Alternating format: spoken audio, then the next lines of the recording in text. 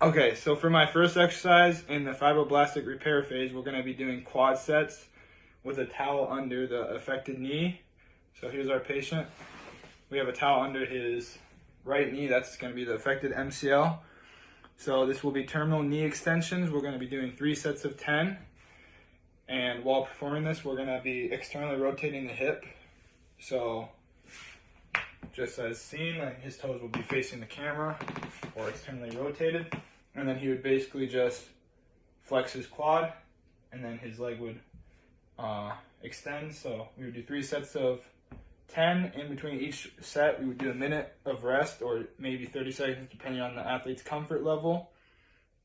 Ways that he could cheat would be just a normal leg extension where his hip is not externally rotate, and the way I would correct it is I would ask the athlete to try to flatten his foot or point his toes outward and then assume the same position, and then if he ever went to cheat again, I would just correct him again.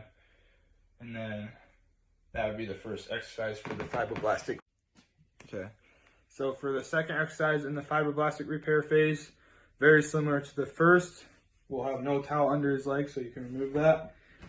Patient would be laying flat or sitting upright as is. So we would probably be doing the supine position would be best on the table. We'll be doing straight leg raises with the hip externally rotated again in order to hit the VMO or the vastus medialis. 3 sets of 10 again, like the first exercise, 1 minute of rest in between each set, depending on the patient's comfort level. I forgot to mention in the first exercise, but this would be repeated 3 to 4 times a week, 3 being the minimal. And if the patient isn't too sore or is feeling up to it, we'd try to hit it 4 times a week. So like the first one, I'll try to get out of the way. The patient, instead this time, would fully lift his leg up while maintaining extension. So yes, his toes would be, or his hip would be externally rotated. A way the athlete would cheat is, again, similar to the first, having his foot straight out and just performing the straight leg raise, and I would ask him to correct it by flattening his foot or pointing his toes outward, and then he would perform this for 3 reps of 10. And that would be the straight leg raises.